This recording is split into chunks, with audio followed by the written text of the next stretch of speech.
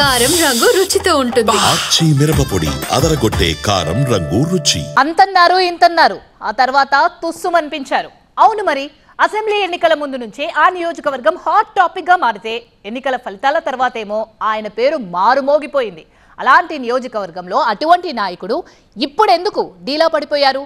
ఏదేదో చెప్పేసి ఎన్నికల్లో గట్టెక్కిన ఆయన ఎందుకు ఇప్పుడు కింద మీద పడుతున్నారు? పోనీ పార్టీతోనైనా కలిసి నడుస్తున్నారా అంటే అది లేదు. ఇందుకీ ఎవరా ఎమ్మెల్యే, ఏంటా కథ? హేమీల్ని ఓడించారు,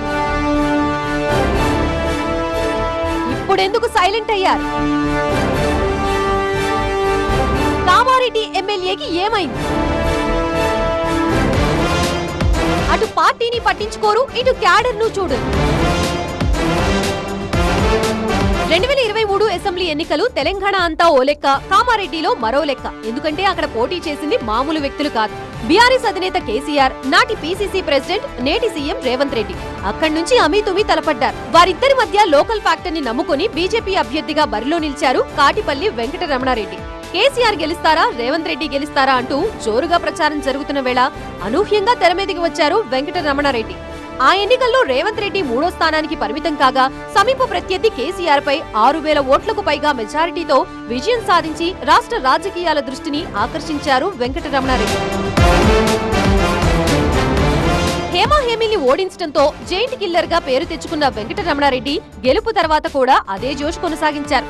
ఎప్పటికప్పుడు ప్రభుత్వాన్ని నిలదీస్తూ ఇరుకున పెట్టే ప్రయత్నం చేసిన ఈ బీజేపీ ఎమ్మెల్యే ఉన్నట్టుండి సైలెంట్ అవ్వడం స్థానికంగా హాట్ టాపిక్ గా మారింది.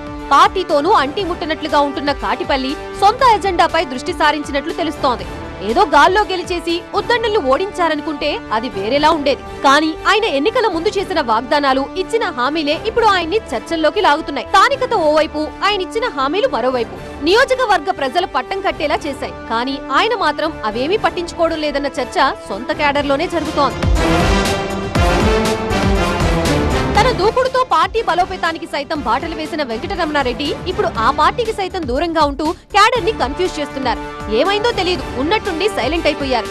ఎంతలా అంటే పార్టీకి కొత్తగా రాష్ట్ర అధ్యక్షుడి నియామకం జరిగినా అటువైపు తొంగి చూడలేదు. అంతేకాదు, ఇటీవలే నిజామాబాద్ లో బీజేపీ రైతు సభ నిర్వహించింది. పసుపు బోర్డు కార్యాలయం ప్రారంభోత్సవానికి కేంద్ర హోంమంత్రి అమిత్ షా వచ్చారు. అలాంటి మీటింగ్ కి వెంకటరమణారెడ్డి హాజరు కాకపోవడం పార్టీలోనే కాదు జిల్లా రాజకీయాల్లోనూ హాట్ టాపిక్ అయిపోయింది. అసలు పార్టీగా ఆయన ఎందుకలా అంటిముట్టునట్లుగా వ్యవహరిస్తున్నాడనేది అంతు చిక్కడం లేదు. స్థానిక సంస్థల ఎన్నికలు సమీపిస్తున్న వేళ ఆయన మౌనం పార్టీకి నష్టం చేస్తుందనే ముచ్చట క్యాడర్ ని ఆందోళనకు గురి చేస్తోంది.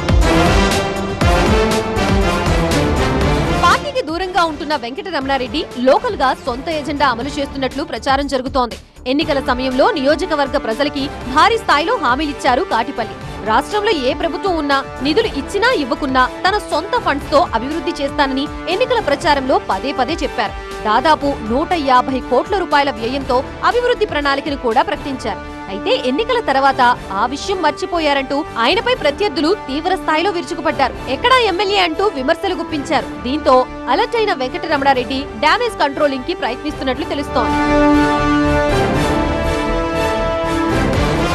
అటు ప్రభుత్వంతో ఇటు సొంత పార్టీతో పని లేకుండా తన సొంత ఎజెండా అమల్లో పెడుతున్నారట కాటిపల్లి. ఎన్నికల్లో ఇచ్చిన హామీల్ని పూర్తి చేసే పనిలో ఉన్నారట. ఇందులో భాగంగానే గత కొన్ని రోజులుగా కామారెడ్డిలోనే మకాం వేసి వివిధ గ్రామాల పెద్దలతో, కుల సంఘాలతో వరుస సమావేశాలు నిర్వహిస్తున్నారట. ఇప్పటికీ తాను ప్రారంభించబోయే అభివృద్ధి పనులకి సంబంధించి 400కి పైగా శిలాఫలకాలు రెడీ చేయిస్తున్నట్లు సమాచారం. కమ్యూనిటీ భవనాలు, రోడ్లు, ఆలయాల అభివృద్ధి పనులు, ఇలా హామీ ఇచ్చిన పనులన్నీ పూర్తి చేయించేందుకు రంగం సిద్ధం చేస్తున్నారట ఎమ్మెల్యే. అయితే స్థానిక సంస్థల ఎన్నికల్ని దృష్టిలో పెట్టుకుని ఇదంతా చేస్తున్నారని ప్రత్యర్థులు చెబుతున్నా రాజకీయంగా ఆయన వ్యూహమే కరెక్ట్ అన్న అభిప్రాయం అనుచరుల్లో వ్యక్తమవుతోంది. అంతా బాగానే ఉన్నా రమణారెడ్డి పార్టీకి దూరంగా ఉండటమే ఆసక్తికర చర్చకి కారణమవుతోంది.